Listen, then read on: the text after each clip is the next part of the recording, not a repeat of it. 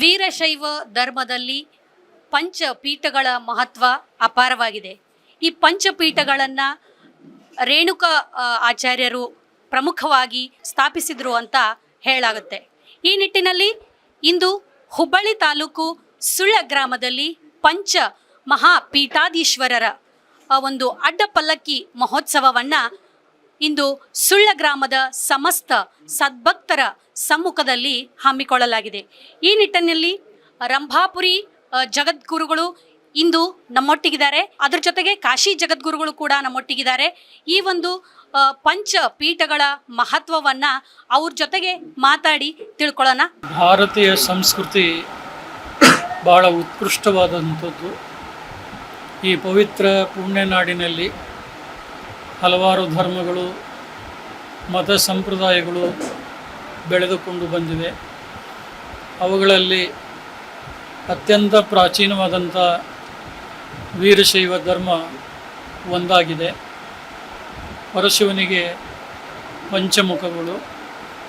ಆ ಪಂಚಮುಖಗಳಿಂದ ಭೂಲೋಕದಲ್ಲಿ ಅವತಾರ ತಾಳಿದಂಥವರೇ ಶ್ರೀ ಜಗದ್ಗುರು ರೇಣುಕಾದಿ ಪಂಚ ಆಚಾರ್ಯರು. ಇವರು ಕೊಲ್ಲಿಪಾಕಿ, ಸೋಮೇಶ್ವರಾದಿ ಪಂಚ ಶಿವಲಿಂಗಗಳಿಂದ ಅವತರಿಸಿ ಅಗಸ್ತ್ಯ, ದಧೀಚಿ, ವ್ಯಾಸ, ಸಾನಂದ, ದುರ್ವಾಸ ಮಹರ್ಷಿಗಳಿಗೆ ಶಿವಾದ್ವೈತ ಸಿದ್ಧಾಂತವನ್ನು ಬೋಧಿಸಿ ಉದ್ಧರಿಸಿದರು. ಅತ್ಯಂತ ಪ್ರಾಚೀನ ಕಾಲದಲ್ಲಿಯೇ ಅಸ್ಪೃಶ್ಯರ ಉದ್ಧಾರವಾಗಿರಲಿ, ಮಹಿಳೆಯರಿಗೆ ಧಾರ್ಮಿಕವಾದಂಥ ಸ್ವಾತಂತ್ರ್ಯವನ್ನು ಕೊಡುವಂಥ ನಿಟ್ಟಿನಲ್ಲಿ ಮೊದಲ ಹೆಜ್ಜೆಯನ್ನು ಇಟ್ಟಂಥವರು ಜಗದ್ಗುರು ರೇಣುಕಾದಿ ಪಂಚ ಆಚಾರ್ಯರು. ಧಾರ್ಮಿಕ ಸತ್ಕ್ರಾಂತಿಯ ಜೊತೆಗೆ ಸಾಮಾಜಿಕ ಸಂವೇದನಾಶೀಲ ಸಮಾಜವನ್ನು ಕಟ್ಟಿ ಬೆಳೆಸಲಿಕ್ಕೆ ಅವರು ಕೊಟ್ಟು ಹೋದಂಥ ತತ್ವ ಸಂದೇಶಗಳು ಇಂದಿಗೂ ಕೂಡ ದಾರಿದೀಪ. ಒಂದೊಂದು ಧರ್ಮದಲ್ಲಿ ಒಂದೊಂದು ತತ್ವಗಳನ್ನು ನಾವು ಕಾಣಬಹುದು. ಆದರೆ ವೀರಶೈವ ಧರ್ಮದಲ್ಲಿ ಎಲ್ಲ ತತ್ವಗಳು ಅಡಕವಾಗಿರುವುದನ್ನು ನಾವು ಸಿದ್ಧಾಂತ ಶಿಖಾಮಣಿ ಧರ್ಮ ಗ್ರಂಥದಲ್ಲಿ ಕಾಣ್ತಾ ಇದ್ದೇವೆ. ಜೈನರ ಅಹಿಂಸೆ, ಬೌದ್ಧರ ಸಮತೆ, ಕ್ರೈಸ್ತರ ಕರುಣೆ, ಇಸ್ಲಾಮರ ನಿಷ್ಠೆ, ಆರ್ಯರ ಜ್ಞಾನ, ದ್ರಾವಿಡರ ಭಕ್ತಿ, ಇವು ಎಲ್ಲಿಯಾದರೂ ಒಂದು ಕಡೆಗೆ ಸಂಗಮ ಆಗ್ಯವು ಅಂದ್ರೆ ಅದು ವೀರಶೈವ ಧರ್ಮದಲ್ಲಿ ಅನ್ನುವಂಥ ಮಾತನ್ನು ಹೇಳ್ತಾ ಇದ್ದಾರೆ. ಸಕಲ ಜೀವಾತ್ಮರಿಗೆ ಲೇಸನ್ನೇ ಬಯಸಿದಂಥ ಧರ್ಮ ವೀರಶೈವ ಧರ್ಮ. ಇವನು ನಮ್ಮವ, ಅವನು ಬೇರೆಯವ ಅನ್ನುವಂಥ ಭಾವನೆಗಳಿಲ್ಲದೆ ಈ ಧರ್ಮದ ತತ್ವ ಸಿದ್ಧಾಂತಗಳಿಗೆ ಯಾರು ತಲೆಬಾಗಿ ಬರ್ತಾ ಇದ್ದಾರೆ ಅವರೆಲ್ಲರಿಗೂ ಕೂಡ ಅಮೂಲ್ಯವಾದಂಥ ಮಾರ್ಗದರ್ಶನ ನೀಡಿ ಉದ್ಧಾರವನ್ನು ಮಾಡಿದೆ. ಶ್ರೀ ಜಗದ್ಗುರು ರೇಣುಕಾದಿ ಪಂಚ ಆಚಾರ್ಯರು ಕೃತಯುಗದಲ್ಲಿ, ತ್ರೇತಾಯುಗದಲ್ಲಿ, ದ್ವಾಪರ ಯುಗದಲ್ಲಿ, ಕಲಿಯುಗದಲ್ಲಿ ಅವತರಿಸಿ ಮಾನವ ಧರ್ಮದ ಹಿರಿಮೆಯನ್ನು, ವೀರಶೈವ ಧರ್ಮ ಸಿದ್ಧಾಂತವನ್ನು ಬೋಧನೆ ಮಾಡಿದಂಥ ಇತಿಹಾಸವನ್ನು ನಾವೆಲ್ಲ ಕಾಣ್ತಾ ಇದ್ದೇವೆ. ಈ ಒಂದು ಸುಳ್ಳ ಪಂಚಗ್ರ ಹಿರೇಮಠ ಇರುವಂಥ ಈ ಪವಿತ್ರ ನಾಡಿನಲ್ಲಿ ಲಿಂಗೈಕ್ಯ ಶ್ರೀಮದ್ ರಂಭಾಪುರಿ ವೀರ ಗಂಗಾಧರ ಜಗದ್ಗುರುಗಳ ಕಾಲದಲ್ಲಿ ಅಂದರೆ 1973 ಇಸ್ವಿಯಲ್ಲಿ ಶ್ರೀ ಜಗದ್ಗುರು ಪಂಚಪೀಠಾಧೀಶ್ವರರ ಅಡ್ಡಪಲ್ಲಕ್ಕಿ ಮಹೋತ್ಸವ ಧರ್ಮ ಸಮಾರಂಭ ನಡೆದಿತ್ತು. ಅಂದು ಈ ಮಠದ ಪಟ್ಟಾಧ್ಯಕ್ಷರಾದಂಥ ಶ್ರೀ ಶಟಸ್ಥಲ ಬ್ರಹ್ಮ ಸಿದ್ದರಾಮ ಶಿವಾಚಾರ್ಯ ಸ್ವಾಮಿಗಳು ಈ ಮಠದ ಪಟ್ಟಾಧ್ಯಕ್ಷರಾಗಿದ್ದರು. ಅವರು ಪ್ರವಚನ ಮಾಡೋದರಲ್ಲಿ ಭಾಳ ಪ್ರಖ್ಯಾತಿಯನ್ನು ಪಡೆದುಕೊಂಡಿದ್ದರು. ಅವರ ನಂತರದಲ್ಲಿ ಶ್ರೀ ಅಭಿನವ ಸಿದ್ದರಾಮ ಶಿವಾಚಾರ್ಯ ಸ್ವಾಮಿಗಳು ಈ ಮಠದ ಅಧಿಕಾರ ಸೂತ್ರವನ್ನು ಹಿಡಿದು ಮುನ್ನಡೆಸಿದರು. ಅವರು ಅಕಸ್ಮಾತ್ ಅಗಲಿ ಹೋದಂಥ ಸಂದರ್ಭದಲ್ಲಿ ಆ ತೆರವಾದಂಥ ಸ್ಥಾನವನ್ನು ಇಂದು ಶ್ರೀ ಶಿವಸಿದ್ದರಾಮೇಶ್ವರ ಶಿವಾಚಾರ್ಯ ಸ್ವಾಮಿಗಳು ಆ ಸ್ಥಾನವನ್ನು ತುಂಬಿ ಇವತ್ತು ಈ ಮಠವನ್ನು ಅತ್ಯಂತ ಸಬಲವಾಗಿ ಸಶಕ್ತವಾಗಿ ಮಠವನ್ನು ಬೆಳೆಸ್ತಾ ಇದ್ದಾರೆ. ಮತ್ತು ಈ ಗ್ರಾಮದಲ್ಲಿ ಭಾಳ ಪುರಾತನವಾದಂಥ ಶ್ರೀ ಕಲ್ಮೇಶ್ವರ ದೇವಸ್ಥಾನದ ಪುನರುತ್ಥಾನಕ್ಕೆ ಶ್ರೀಗಳವರ ಅಮೂಲ್ಯವಾದಂಥ ಮಾರ್ಗದರ್ಶನ ಭಾಳ ದೊಡ್ಡದು.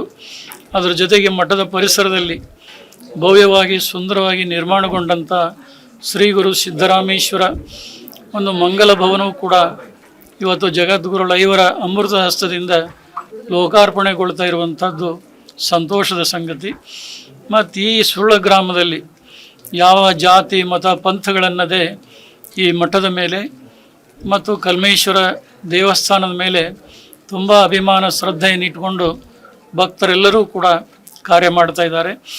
ಭಾಳ ವರ್ಷಗಳ ನಂತರ ಮತ್ತೊಮ್ಮೆ ಶ್ರೀ ಜಗದ್ಗುರು ಪಂಚಪೀಠಾಧೀಶರು ಸುಳ್ಳ ಗ್ರಾಮಕ್ಕೆ ದಯಮಾಡಿಸ್ತಾ ಇರುವಂಥದ್ದು ಭಕ್ತ ಸಂಕುಲಕ್ಕೆ ಅಷ್ಟೇ ಅಲ್ಲ, ಆಗಮಿಸಿದಂಥ ನಮ್ಮೆಲ್ಲ ಜಗದೊಳು ಕೂಡ ಭಾಳಷ್ಟು ಸಂತೋಷವನ್ನು ಉಂಟು ಮಾಡಿದೆ. ಈಗಾಗಲೇ ಸಮಾರಂಭದಲ್ಲಿ ಪಾಲ್ಗೊಳ್ಳಲಿಕ್ಕೆ ಪರಮ ಪೂಜ್ಯ ಶ್ರೀಮದ್ ಕಾಶಿ ಜಗದ್ಗುರುವರು, ಉಜ್ಜಯಿನಿ ಜಗದ್ಗುರುವರು ಮತ್ತು ಕಾಶಿ ನೂತನ ಜಗದ್ಗುರುವರು ಈಗಾಗಲೇ ಆಗಮಿಸಿದ್ದಾರೆ. ಇನ್ನು ಇಬ್ಬರು ಜಗದ್ಗುರು ಕಾರ್ಯನಿಮಿತ್ತವಾಗಿ ಅವರು ವಿದೇಶ ಪ್ರವಾಸದಲ್ಲಿ ಇರುವುದರಿಂದ ಅವರು ದಯಮಾಡಿಸಲಿಕ್ಕೆ ಸಾಧ್ಯ ಆಗಿಲ್ಲ. ಇನ್ನೊಬ್ಬರು ಹಿಮಾಲಯದ ಕೇದಾರನಾಥನ ದೇವಸ್ಥಾನ ತೆರೆದಿದೆ. ಬಹುಶಃ ಇಲ್ಲಿ ಅವರ ಹಾಜರಾತಿ ಭಾಳಷ್ಟು ಮುಖ್ಯವಾಗಿರುವುದರಿಂದ ಅವರು ಕೂಡ ದಯಮಾಡಿಸಲಿಕ್ಕೆ ಸಾಧ್ಯವಾಗಿಲ್ಲ. ಇಂದು ಸುಳ್ಳ ಗ್ರಾಮದಲ್ಲಿ 4 ಜನ ಜಗದ್ಗುರುವರ ಸಂಭ್ರಮದ ಅಡ್ಡಪಲ್ಲಕ್ಕಿ ಮಹೋತ್ಸವ ಧರ್ಮ ಸಮಾರಂಭ ನಡೀತಾ ಇದೆ. ಈ ಭಾಗ ಸಕಾಲಕ್ಕೆ ಮಳೆಯಾಗಿ ಉತ್ತಮ ಬೆಳೆ ಬಂದು ರೈತ ವರ್ಗದ ಜನರು ಜೀವನ ಒಳ್ಳೆಯದಾಗಬೇಕು ಅನ್ನುವಂಥ ಹಾರೈಕೆ ಎಲ್ಲ ಜಗದ್ಗುರುದು.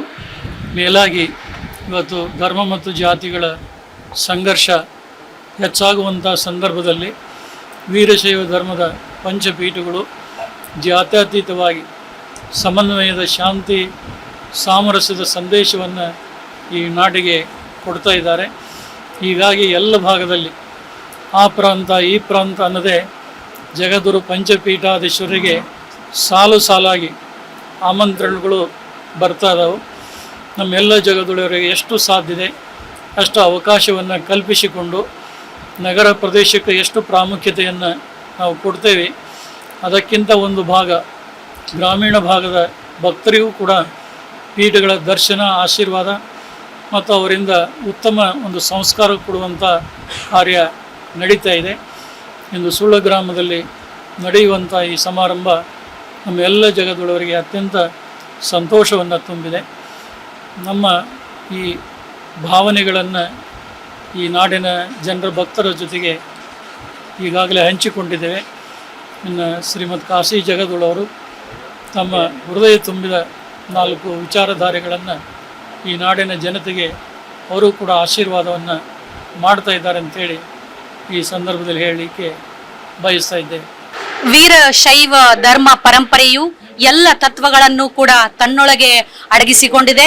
ಬಹಳ ಪ್ರಾಚೀನ ಕಾಲದಿಂದಲೂ ಕೂಡ ಅಸ್ಪೃಶ್ಯರ ಏಳಿಗೆಗಾಗಿ, ಮಹಿಳೆಯರ ಏಳಿಗೆಗಾಗಿ, ಸಮಾನತೆಗಾಗಿ, ಕೃಷಿಗಾಗಿ, ರೈತರಿಗಾಗಿ ಹಾಗೂ ಧರ್ಮ ಸಮಾರಂಭಗಳನ್ನು ಮಾಡುತ್ತಾ ಸಮಸ್ತ ಮಾನವ ಕುಲಕ್ಕೆ ಏಕತೆಯನ್ನ ಸಾರಿದಂತಹ ಯಾವುದಾದರೂ ಧರ್ಮ ಕೇಂದ್ರಗಳಿದ್ದರೆ ಅದು ಪಂಚಪೀಠಗಳು ಎಂದು ಹೇಳಿದಂತಹ ಹಾಗೂ ಈ ವರ್ಷ ಎಲ್ಲ ಕರ್ನಾಟಕ ರಾಜ್ಯಕ್ಕೆ ಆಗಲಿ ಅಥವಾ ಸಮಸ್ತ ಭಾರತಕ್ಕೆ ಆಗಲಿ ಒಳ್ಳೆಯ ಮಳೆ ಬೆಳೆ ಎಲ್ಲವೂ ಕೂಡ ಸಮೃದ್ಧಿಯಿಂದ ಆಗಿ ನಮ್ಮ ಜನರಿಗೆ ಸಕಲ ಶಾಂತಿ ಸಿಗಲಿ ಅನ್ನುವಂತಹ ಪ್ರಾರ್ಥನೆಯನ್ನ ನಾವು ಕೂಡ ಈ ಮೂಲಕ ಆ ಶಿವನ ಕೃಪೆಗೆ ಪಾತ್ರರಾಗ್ತೀವಿ ಎಂದು ಹೇಳಿದಂತಹ ಶ್ರೀಗಳಿಗೆ ಧನ್ಯವಾದಗಳನ್ನ ತಿಳಿಸುತ್ತಾ ಕ್ಯಾಮ್ರಾ ಪರ್ಸನ್ ಮಧು ಜೊತೆ ಶ್ರುತಿ ಗಣೇಶ್.